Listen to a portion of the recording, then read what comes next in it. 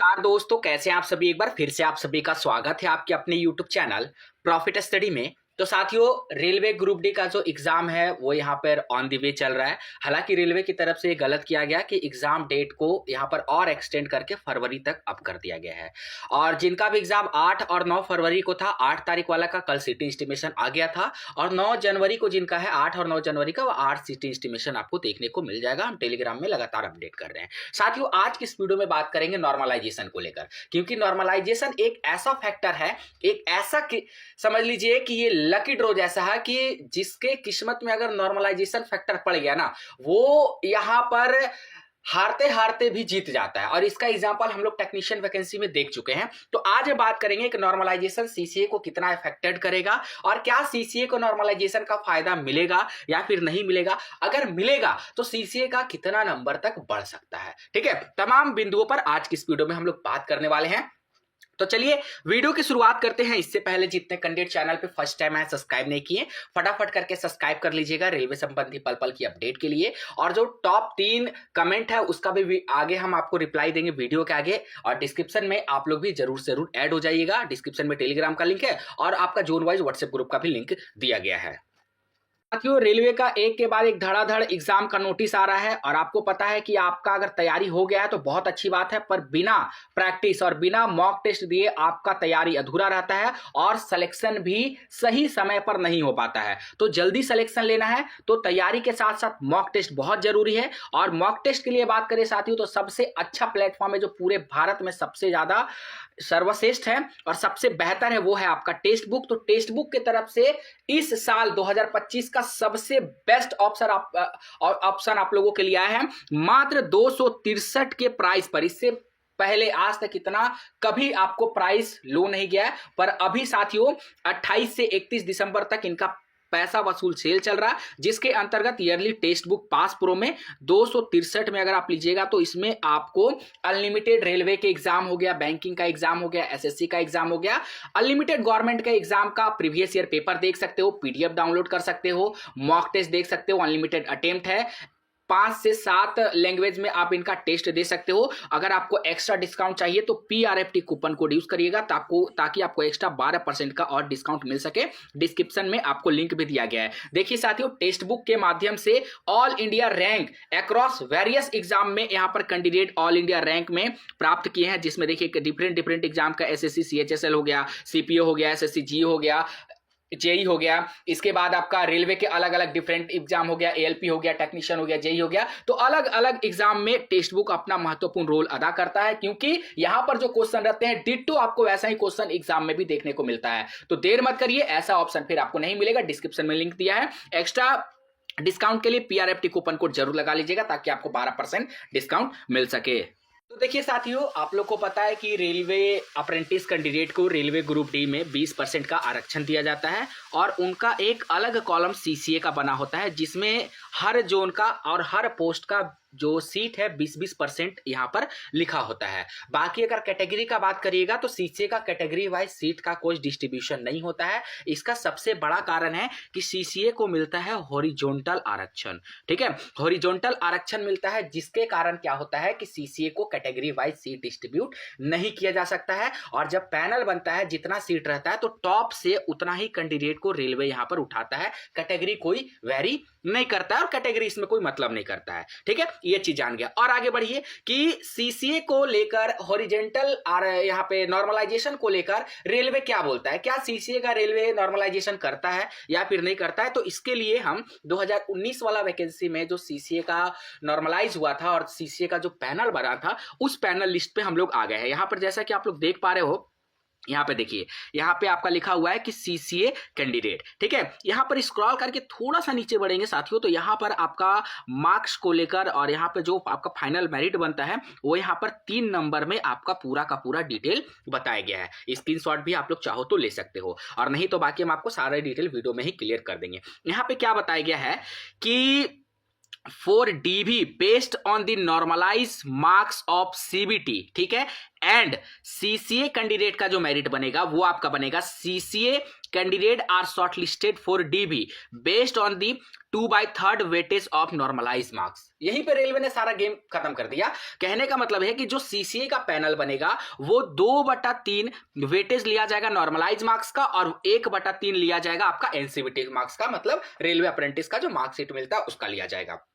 तो कहने का मतलब यह है साथियों कि सीसीए कैंडिडेट का भी नॉर्मलाइजेशन होता है और जितना आपका नॉर्मलाइज मार्क्स होगा नॉर्मलाइज का ही रेलवे यहां पर 2/3 कट करता है। सपोज एग्जांपल में हम आपको समझा देते हैं कि मान लीजिए आपने यहां पर आपका रॉ मार्क्स आया 45, ठीक है, आपने सीबीटी एग्जाम में चाहे कितना भी क्वेश्चन अटेम्प्ट किया हो आपका कट छट कर रो मार्क्स आ रहा है 45 आ रहा है, और जब नॉर्मलाइज हुआ तो आपका जो शिफ्ट था वो मॉडरेट में या फिर हाई में पड़ गया रेलवे के अकॉर्डिंग, तो ये मार्क्स आपका बढ़कर हो गया 60। ठीक है, मान लीजिए आपका 60 मार्क्स हो गया तो रेलवे जो 2/3 कट करना है ना वो ये 45 से नहीं करेगा, वो आपका करेगा इस 2/3 जो करेगा वो ये नॉर्मलाइज मार्क्स है, ये आपका नॉर्मलाइज मार्क्स है और इस नॉर्मलाइज मार्क्स पर ही रेलवे आपका 2/3 को कट करेगा। तब जाकर यहाँ पे आप लोग देखिएगा तो यहां पे हो जाएगा 20 और 20 दूना 40 नंबर आपका यहां पर हो जाएगा और ये नंबर फिर आपका फाइनल पैनल में ऐड होगा। तो ये कंफर्म हो गया कि रेलवे जो है सीसीए कैंडिडेट का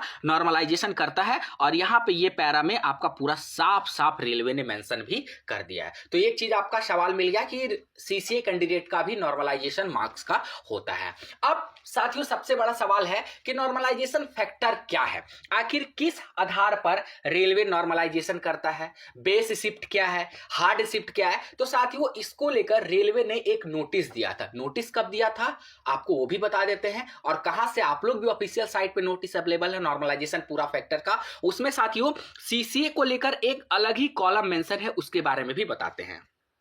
देखिए ये आपका आ गया ministry of railway, government of India, railway recruitment board के तरफ से नॉर्मलाइजेशन को लेकर एक नोटिस जारी हुआ था। ये नोटिस कब जारी हुआ था तो भैया ये नोटिस जब वैकेंसी का सिलसिला शुरू हुआ था ना तो 4 नवंबर 2024 के डेट में नॉर्मलाइजेशन का एक नोटिस जारी हुआ था आरआरबी के तरफ से। ये नोटिस कहता क्या है वो आप लोग देखिए।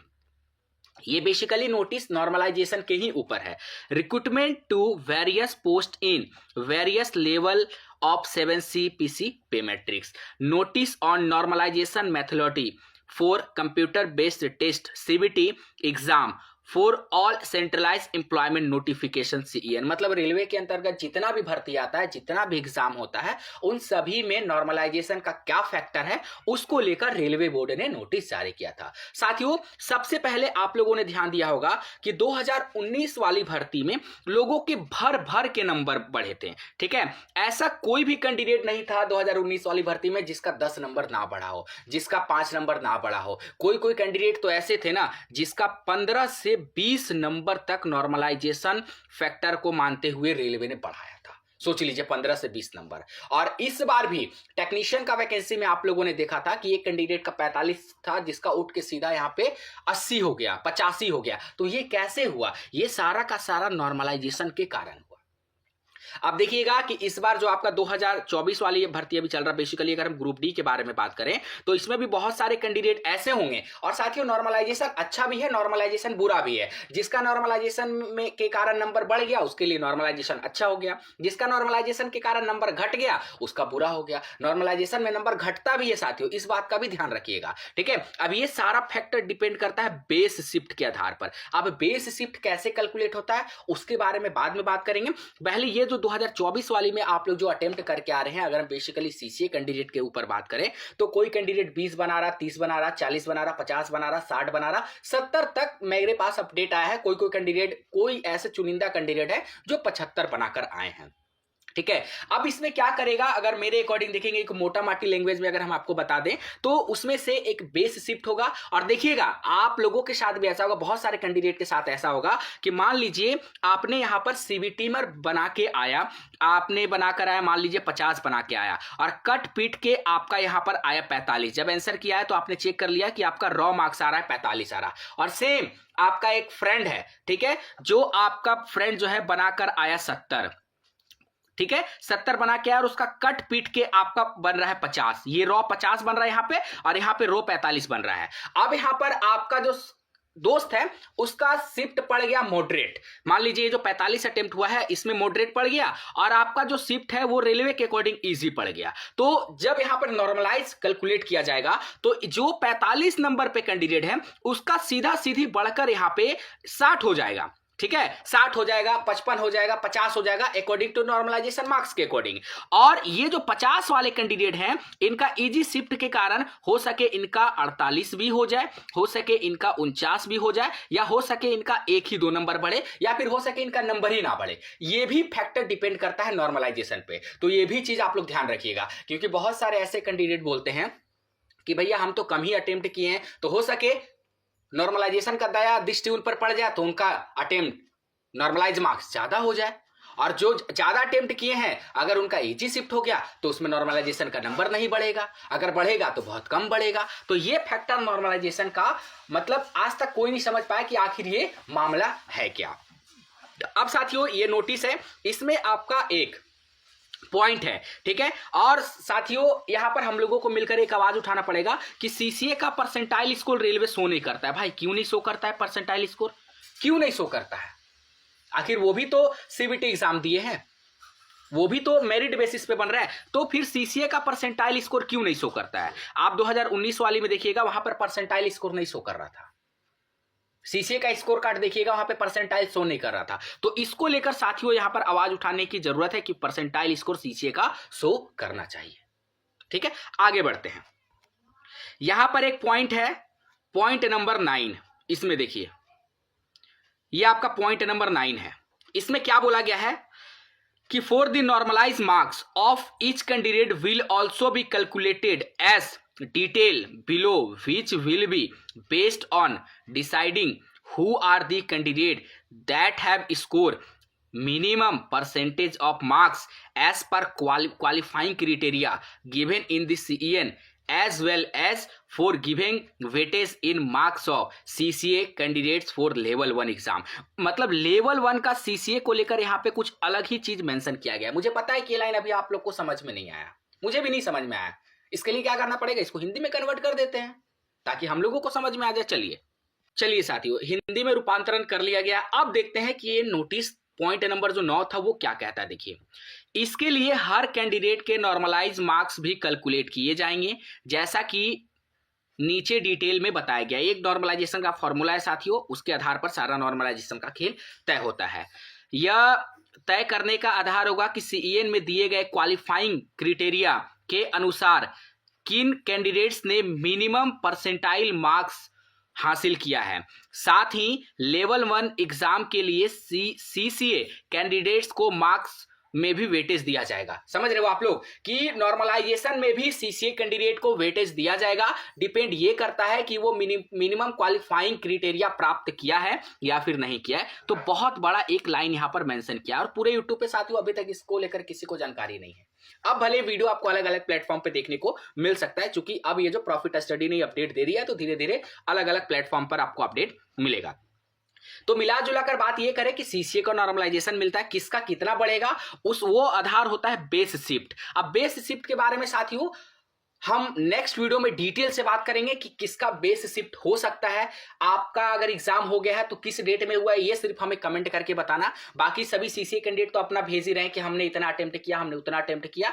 बाकी आप लोगों का जो जोन वाइज मार्क्स का कट ऑफ का टेंशन है वो भी दूर हो जाएगा। थोड़ा सा प्रतीक्षा करिए, क्योंकि साथियों उसमें डेटा इकट्ठा करना पड़ता है, उस पर हम लगे हुए हैं। बहुत जल्द आपको उस पर भी अपडेट देखने को मिल जाएगा। पर ये पॉइंट नंबर 9 ये बहुत इंपॉर्टेंट पॉइंट है साथियों, और इसको लेकर आप लोग जरूर से जरूर अपने से भी एक बार रिसर्च करिएगा कि इसमें कहा क्या जा रहा है। हालांकि हमने अपने तरफ से इसको पूरा का पूरा क्लियर कर दिया है। सीसीए को नॉर्मलाइजेशन दिया जाएगा मिनिमम क्वालिफाइड परसेंटेज यहां पर प्राप्त करने के बाद। साथ ही लेवल 1 एग्जाम में सीसीए कैंडिडेट्स को मार्क्स में भी वेटेज दिया जाएगा। और मार्क्स में वेटेज किस प्रकार दिया जाएगा, जो आपका 1/3 मार्क्स का वेटेज है ना एनएससी का, वही वाला मार्क्स का वेटेज आपको यहां पर बताया गया है। एक्स्ट्रा कुछ नहीं है इसमें। ठीक है, तो चलिए यही था आज की इस वीडियो में। बाकी हम कोशिश कर रहे हैं कि वैसा वैसा इंपॉर्टेंट चीज आप लोगों के लिए लेके आए वीडियो के माध्यम से जो अभी तक आप लोगों ने सुना नहीं होगा। बाकी स्कोर कार्ड के ऊपर हम बहुत जल्द उस पर भी हम वीडियो अपडेट करेंगे। बाकी अगर आपका कोई सवाल होगा तो कमेंट में पुटअप करिएगा। तो हमारा टॉपिक समाप्त होता है, और जैसा कि आपको पता है कि हर वीडियो में हम बताते हैं कि आपका 3 टॉप कमेंट को लेकर उसका जवाब दिया जाता है। तो अगर आपका भी कोई सवाल होगा तो कमेंट में जरूर मेंशन करिएगा। तो देखिए पहला सवाल है यहाँ पर साक्षी कुमारी के द्वारा, और ये बोल रहे हैं कि सीसीए का कट ऑफ कब बनता है, रनिंग से पहले का, बाद में क्या लास्ट मेरिट लिस्ट। देखिए साक्षी जी, सबसे पहला बात है कि सीसीए का आपका रनिंग नहीं होता है, ठीक है, उनको पीटी नहीं होता है।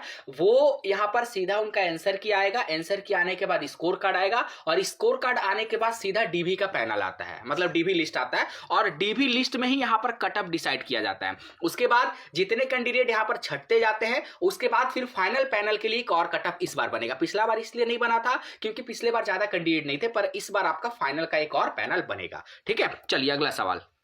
अगला सवाल है यहाँ पे एजे मिनी ब्लॉगर का। ये बोल रहे हैं, हेलो सर, मेरा एग्जाम हो गया, बहुत अच्छा बात है, लेकिन एग्जाम के बाद एडमिट कार्ड का आधा हिस्सा मिला था वो खो गया है, ट्रेन में भीड़ बहुत थी उसी में, अब क्या होगा सर, डॉक्यूमेंट वेरिफिकेशन में चाहिए क्या। बिल्कुल चाहिए साथी, बिल्कुल। और जितने भी कैंडिडेट एग्जाम दे दिए हैं या फिर आने वाला टाइम में एग्जाम देंगे, आप लोग भी सचेत रहिएगा कि जो आपका रसीद मिलता है, ठीक है, वो रसीद ही तरफ से एक तरफ से बोल लीजिए, वो आपके पास 100% होना चाहिए। ठीक है, बाकी आप लोग कोशिश करिए कि उसके ऊपर एक कतई भी कहीं पे भी दाग ना लगे, क्योंकि आपका वो एक पासिंग गेट पास है समझ लीजिए डीबी में जाने के लिए। बाकी इनका अगर खो गया है तो आपका जब सिलेक्शन होगा, तो जब आप वहां पे जाइएगा तो कुछ क्राइटेरिया होता है, आप उसको अगर सक्सेसफुली कर लीजिएगा तो हो सके फिर आपको डीबी में अपेयर करने का मौका दे दे। अगला सवाल है हर्षवर्धन जी का, बोल रहे हैं कि सर यहाँ 10th का नंबर 500 फिल करें या 600। देखिए डियर, जितने रेलवे अप्रेंटिस का वैकेंसी आता है मैक्सिमम में आपको 600 नंबर ही फिल करना है। ठीक है, 600 नंबर आपको मैक्सिमम में आपको फिल करना है। कुछ कुछ ऐसा रेलवे अप्रेंटिस होता है जिसमें 500 का क्राइटेरिया रहता है, पर मैक्सिमम में आपको 600 नंबर ही फिल करना रहता है। बाकी अगर आपका भी कोई सवाल हो तो आप लोग भी पुटअप करिएगा, हम नेक्स्ट वीडियो में आपका सवाल लेने का कोशिश करेंगे। नहीं तो अगर आप हमसे डायरेक्टली बात करना चाहते हैं तो चैनल पे एक ज्वाइन बटन होगा, वहां पे सब्सक्रिप्शन प्राप्त कर लीजिए, हमारे द्वारा आपको खुद कॉल किया जाएगा। वीडियो पसंद आएगा तो वीडियो को लाइक करके अपने दोस्तों के साथ शेयर कर दीजिएगा। आज के लिए इतना ही, फिर से मिलेंगे आपसे नई भर्ती नई जानकारी के साथ, तब तक के लिए जय हिंद जय भारत।